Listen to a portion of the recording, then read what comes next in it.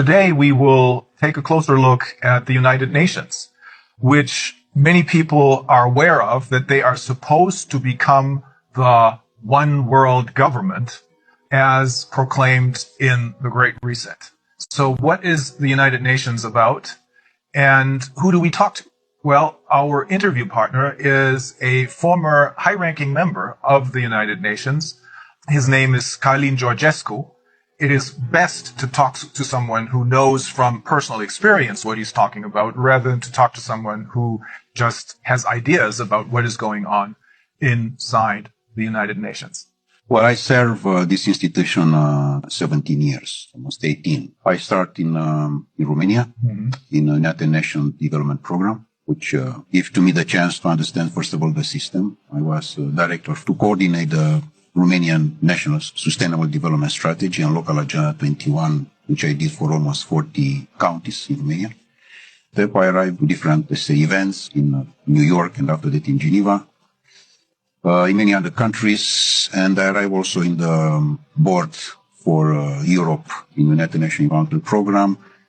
I had the chance to have many meetings, many interviews, and particularly to understand how is running this system. But I had the chance to arrive, let's say, to the key people to understand how it can work, this train. I was absolutely sure that the United Nations is a fantastic institution which can help the people and the welfare and the human being, and to be a good life, to have a good life, and everything to be in harmony with the nature. Because this is my background, environmental protection. So based on my background, of course, I arrived to United Nations, and I arrived to be, let's say, call it a specialist in sustainable development.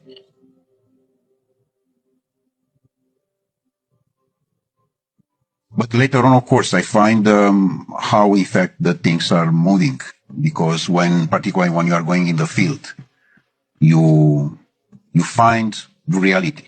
The reality is not from the office, not from the newspaper, not from the TV. It's from the ground. In the ground, I find that the most important part of the game, that the nature, the God, the universe, give to us everything we want. Everything. So he can cover all our needs, but it's impossible to cover our greed. And the greed is not from the majority of the people. The greed is coming from a small part of the people. The main important cause is the oligarch, the world oligarch system. Are they the one who control? They want to have the control. And for this reason, UN is the platform, the bridge for the oligarchy system to control.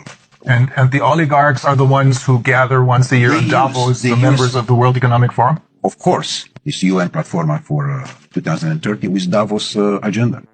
UN was set up in 1945 with one simple purpose, to keep the peace. What a fantastic purpose. The problem is not this. The problem is that in different meetings, which I participate myself, I have seen the peace very small, like a Cinderella in the corner. And she wait to have a chance to speak. And she never had this chance. She's waiting. She's waiting. And in fact, all the discussions, they were for war. But they don't say war. And why is that? It was very manipulated. Yes, everything stood on its head, right? Exactly. And when they say peace, they mean war. When they say justice, they mean injustice. This is the point. Exactly like in sustainable development. I have been to most of the meetings, and official and unofficial, and negotiation. I can tell you how is the results. The results is that in the end of the day, is just one conclusion: how we can increase the consuming. And sometime, of course, many of the events, the most important is the gala dinner, how we can arrive to the food. So to increase only the consuming side, it's very dangerous. Because in fact, this was exactly the same situation with the Club of Rome, another important NGO. And you were also a member of the Club of Rome. And also I was the the president for Europe, of the Club of Rome, for almost 2.5 years in Vienna, in Austria. And you encountered the same problem there. Exactly, because they approach this vision that it's a limit. I mean, they find at that time that we are going too fast and too dangerous. Exploiting the resources of the planet. Yes, but in what sense? In a sense of greed. One is to exploit the natural resources, for example, in Ghana or in Guinea-Conakry. Why I say Guinea-Conakry? Because Guinea-Conakry, as I have seen myself in all the planet I have been, is one of the most richest country in the world. And it's very small. Very small. But it's fantastic rich. I had no idea. Fantastic. The best top of gold and other natural resources that are in Guinea-Conakry. So Guinea-Conakry, if they want to exploit the natural resources for themselves, this is fine. But if there are coming others from outside, this is a problem. So here we are with a natural resources exploitation. Because majority of the countries in the world, they have no control for their own natural resources. It's exactly the system controlled by Davos particularly, with the same agenda as UN, exactly as I told you. And they control the natural resources. And people on the power, because they cannot say leaders, because it doesn't exist political leaders. People which they have the power, they are their employees. The world oligarchy system, they have the power on Europe because they control all the people like Bundeskanzler or president or prime minister or whatever there are. Because they are not the employee of their people. They work for the other side. Exactly. They work for the oligarchs. They are employees of the oligarchs.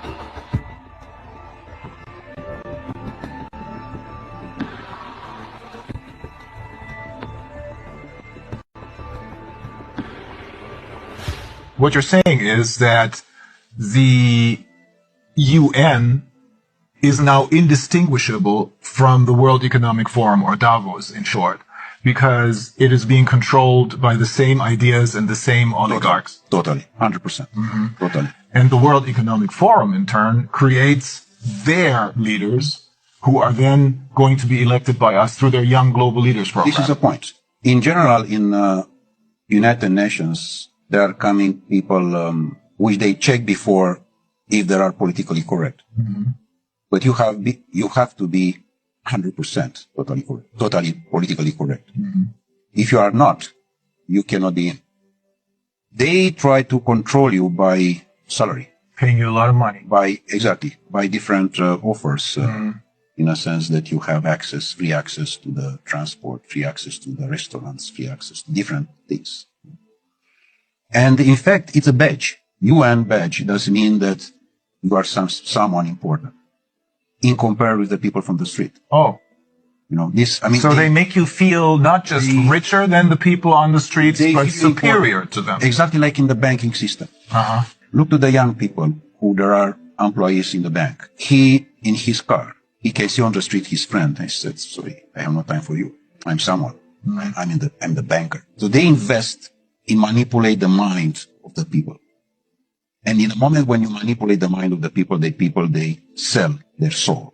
And so even though they may have started out with good intentions, they choose people who, as you said, are completely in line and are willing to sell their souls. Correct. Exactly. They don't like to you or to your life to be beautiful, to be harmony. They like just the black.